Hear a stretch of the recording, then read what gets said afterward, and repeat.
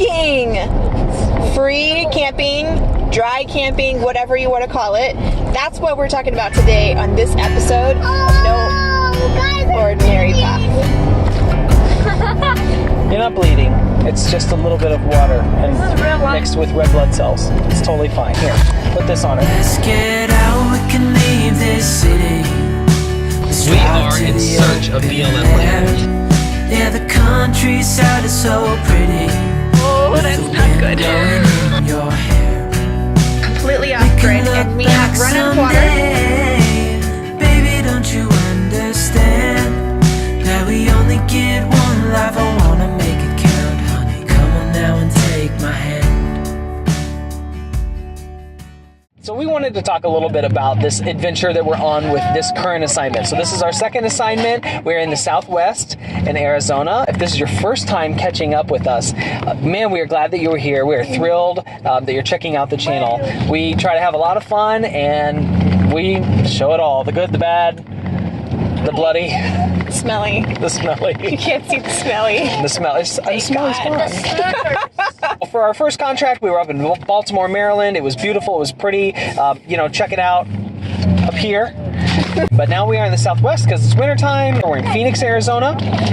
And we have decided with this contract that we would learn a little bit more about dry camping or free camping or boondocking.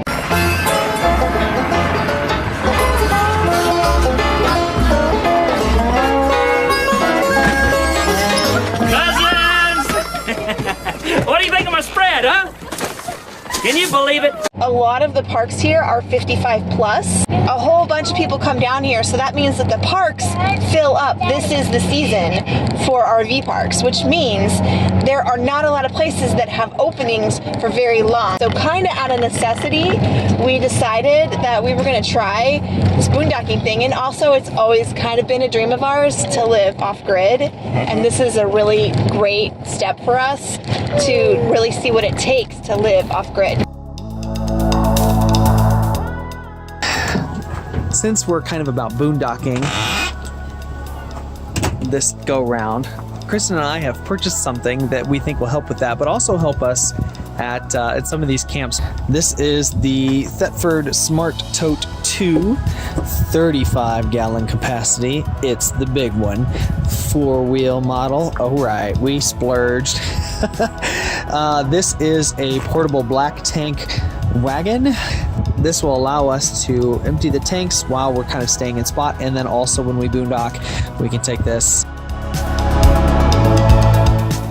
Oh, that's not good. Backside didn't get... Oh, that's... Oh. I'm so glad you have gloves on. Yes, I'm very glad I have gloves on. There's a reason I always wear gloves.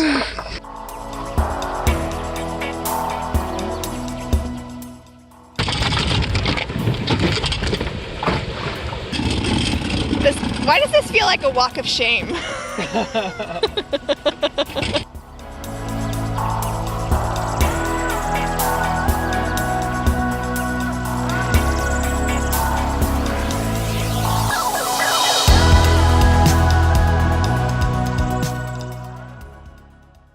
are we doing, babe? We are in search of BLM land. There is a lot of it around us, but we want to find some place where we'll feel kind of safe, that's close enough to work, and close enough to some of the other amenities that we want.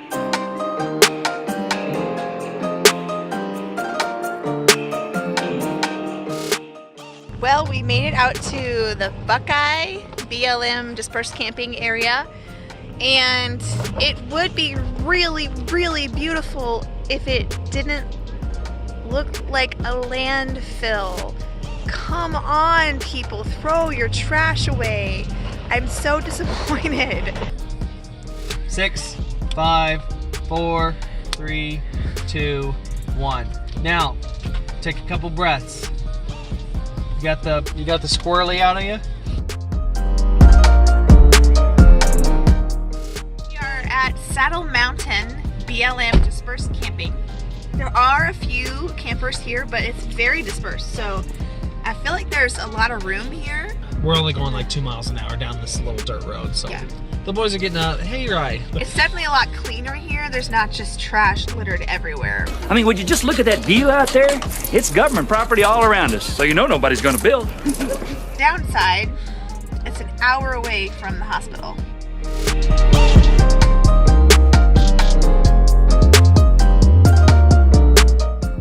Day 3 of our boondocking adventure. I know, you're impressed, right? We've made it 3 whole days without hookups. We're running our brand new generator so we can charge up some electronics. The number one reason I did not want a generator was because I did not want to be essentially idling an engine running on gas for hours on end. So we got a dual fuel generator, so it can run on gasoline or it can run on propane. And if you run it on propane, it's not quite as efficient. However, the byproduct of running propane is water. So it is a much cleaner gas to burn than gasoline, so I don't feel quite as bad. So when you're boondocking, you have to really keep track of your water situation. We have a 43-gallon tank, and our family goes through that in about 2 or 3 days. We are on a 6-day camping trip right now where we took the rig up through the Coconino National Forest, completely off-grid, and we have run out of water. We had to go to Walmart and we got 3 gallons. We go back to Phoenix tomorrow, so we just got 3 gallons of water.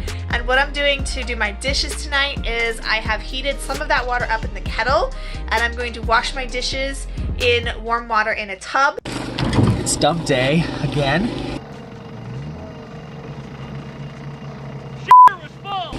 At the Farnsworth, DeCasa Farnsworth. I got my favorite wagon here. I haven't named her yet. I think I should name her. You totally should. How many times do you have to do this? I'd say at least twice a week.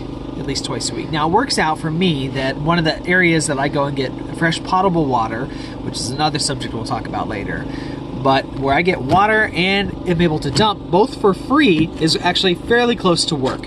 So I go in, handle it then while I'm working. And it stays in my truck for the entire 12 hours of workday.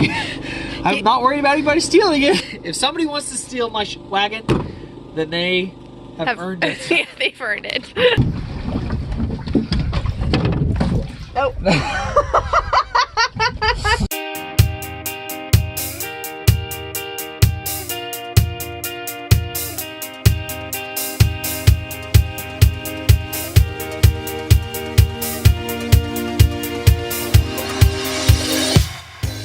That little tiny bag holds how much water?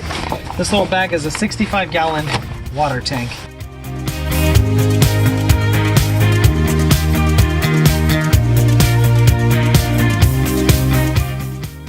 So babe, Yes. what have you named our wagon? No, the wagon.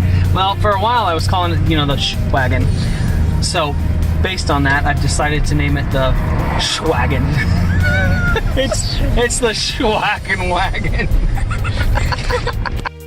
And we hooked up with some families that we met via Full-Time Families, and there's a branch of Full-Time Families called Boondockers Anonymous, and so we were able to join this group, and it turns out they have this Southwest winter shindig happening like right now.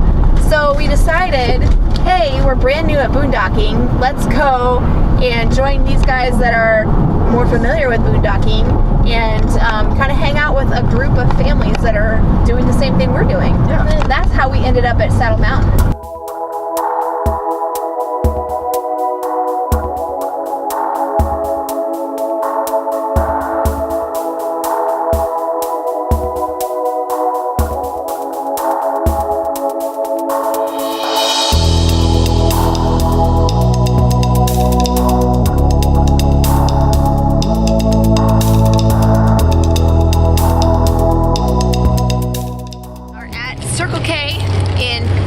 Arizona.